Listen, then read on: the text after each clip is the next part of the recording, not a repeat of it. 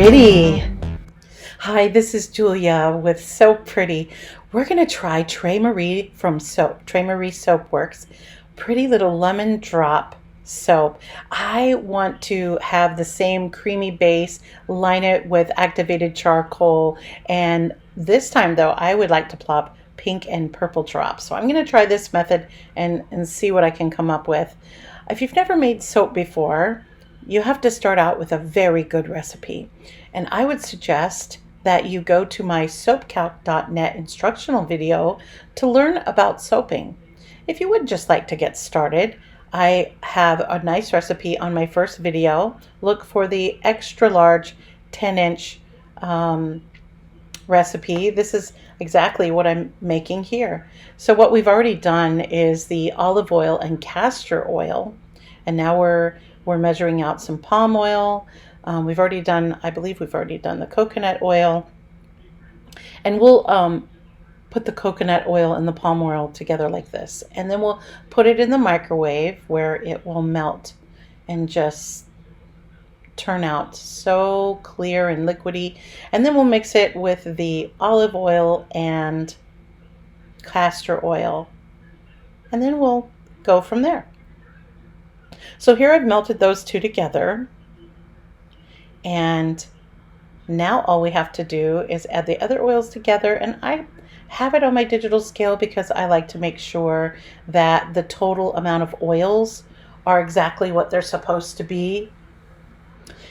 And if you go to the soapcalc.net, believe it or not, they're not sponsoring me. I just really love them. I just really depend on their expertise, and the soap always turns out well. I've tried many different recipes.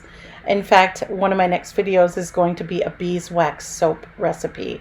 You are going to love it. So here I am just making sure it's all mixed together and that we had plenty of, that we had the exact amount of total soap that we're supposed to have. And if you look at the soapcalc.net, you'll see that it does give you total soap amount. So you just want to make sure your recipe is right all the way through, because this is a chemical reaction that we're going for. Now, if you've never made soap before, you probably should wear gloves and wear glasses. You see how I'm adding the lye to the water? Don't add water to the lye. Add the lye to the water. You're going to get an explosion that could burn your eyes and cause permanent damage, and we don't want that ever.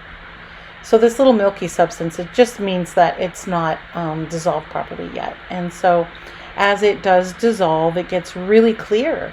And so I just stir it for a little while and then give it some time. Then I stir it again, and I stir it until I get tired of stirring it and I feel like it's ready, and then I just let it cool down, because that's what we're going to do next, is allow our lye water to cool down to between 90 and 100 degrees. I think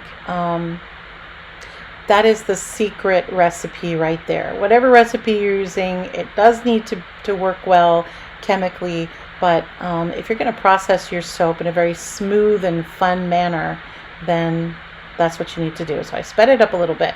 By the way, you want to make sure you get every drop of all the oils and scents that you use. And you saw me put my fragrance in before I put the lye water in. Well, some fragrances and essential oils are naughty. So this process right here, and you would only do it this much if you are processing at a very cold temperature of 90 degrees. So this is, or 95.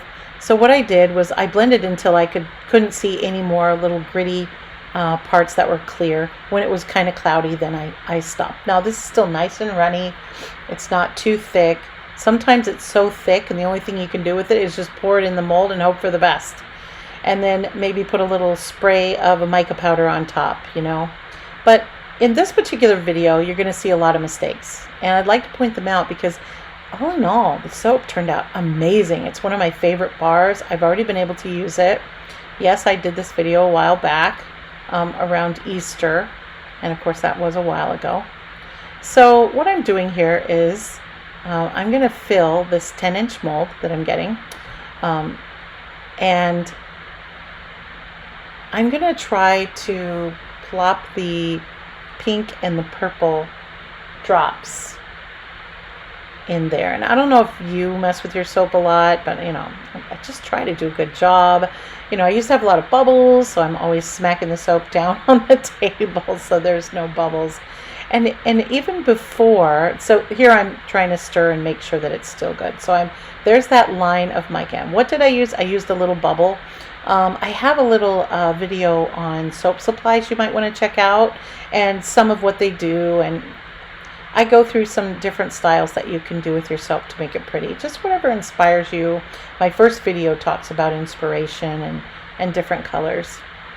But here, I have it sped up about 4 times, and still I think I'm going too slow.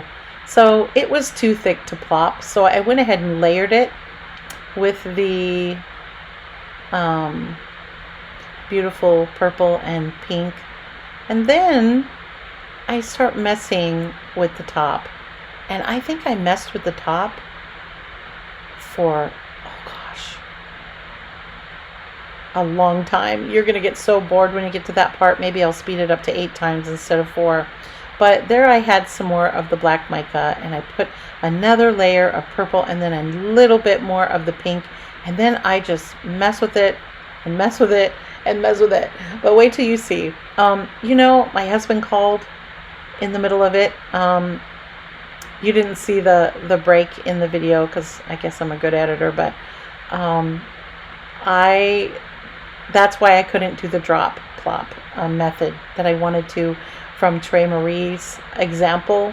I really like her. She's one of my favorite soapers. Her and I Dream in Soap, and there's so many. You like that right there? I should have left it right there. That was really cool. And then I went over it again. I'm like, what did I do? That was then I was like, I got to smooth it out and try it again. So for a long time, I didn't know what I liked yet for the top. And I actually like a nice rustic top with either some mica sprayed on it, or you want to cover the top completely with saran wrap, as long as it doesn't stick over. And then you put a lid on it, or just the saran wrap, put it in an oven at 130 degrees, then turn the oven off and just let it cool, or it'll get hot a little bit, and then it'll cool and it'll get hard. And if you don't cover the top well enough, what happens is it cracks down the middle a little bit, but as it cools, it'll kind of sink in and the crack comes together a little bit. And then when I do kiss pour soap, I don't do a top like this. I just let it stay really smooth and shiny so you can see all the beauty of the kiss pour soap. And the kiss pour is when you pour 2 colors that are very fluid at the same time. So I like to do one color with a black and the same color with the white, and then I pour that color with the white, and then I pour that color with the black, and then in just the same spot. And I'll do a kiss pour video another time. I did in my first video a little bit. I just showed you how it was poured and showing me cut it.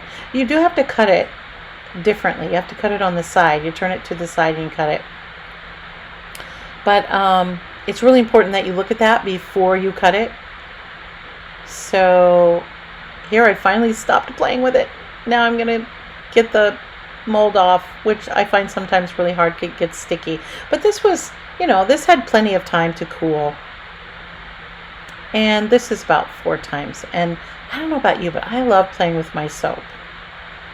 And so here I wanted nice thick bars. I'm just shaving it a little bit off the top, and because I like playing with my soap. I don't know about you guys, and I don't sell my soap. I just make it for my family and friends. And I just think that's beautiful. And I'll show it to you in a better way. But I just wanted to cut it. And yes, I have some tissue paper there because I have this beautiful white desk that has glass top. And I really love it. And it shows all the smudges, so I don't like to put the raw soap on there. So, but here we go. Isn't that cool? I'm going to show you an up close, because what I really like about this is the little cartoon lines. Look at that. That is so cool. Now the top, I forgot to cover it. Can you believe it? Me, I forgot to cover it. I'm always telling you, cover it before you put it in the 130 degrees. But this was so fun, and I'm telling you, this was such a creamy soap. The recipe for this is in my first video, so make sure you check it out. And I love making soap for my family and I. It's so pretty.